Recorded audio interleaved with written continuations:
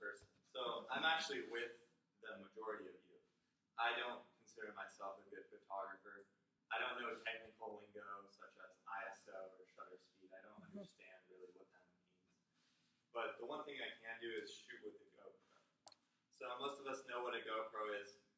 The picture that I'm about to show you right now was taken with a GoPro, although it was taken from a height of around.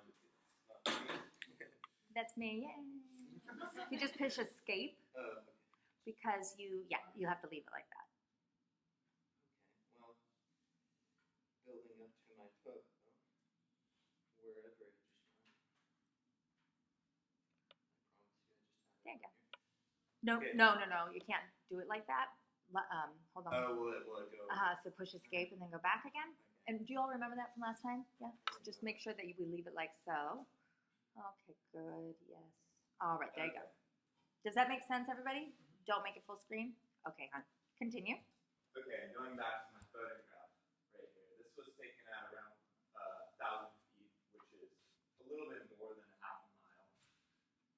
This this photo was taken beneath my DJI Phantom 2, which is a drone, and it's a commonly known drone. If you've ever seen a picture of one, seen one flying, it's usually that. So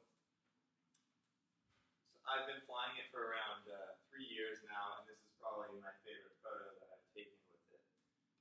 But what I'm going to talk about in this photograph is how it shows contrast.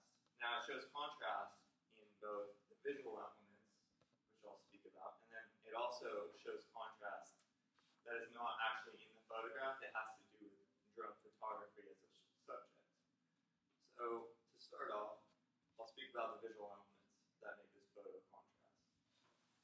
You can see the obvious lights, the street lights, the residential homes, everything that's down there contrasting with the dark background. Now this photograph was taken at sunset, so that helps the contrast factor. Also, you can see the contrast in terms of the land versus the ocean. Now it's very simple contrast, but one of the few things that people might not see in this photograph is that down in the left lower corner, you'll see a difference in the street lights. Now the street lights are more staggered, and then they become a little bit more intense as you go up. You can see the divide between the counties of Los Angeles and Malibu. Malibu has a denser amount of street lights. But going back to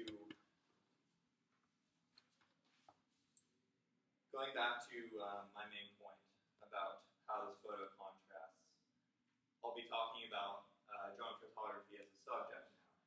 It's a hot topic for today. A lot of people hear on the news that a drone will get close to a commercial airliner or something, and they'll get all scared. And so there's kind of a negative connotation that goes with drone photography, but there's also a positive side. I mean, that's a decent photograph, I'd say.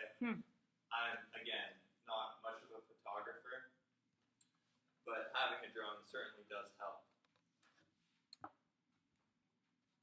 So I've had an experience with different types of people that have come up to me and asked me, like, how far can the drone fly, or what's the capabilities of it, how fast can it go, all sorts of things.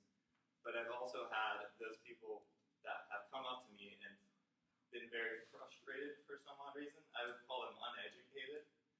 They oftentimes will attack me almost, like, you're in my property and you've been flying over my property and whatever else. And a lot of times I'll be like, I'll calm them down and I'll take my drone out of the sky, and I don't really care that much because I'll be flying at an altitude about this high most of the time. But to conclude, I've spoken about contrast in this photograph while describing the visual elements, such as the light. And I've also spoken about the contrast having to do with drone photography as a subject. So I don't consider myself a good photographer, but today's technology allows all of us to make breathtaking photos. Thank you.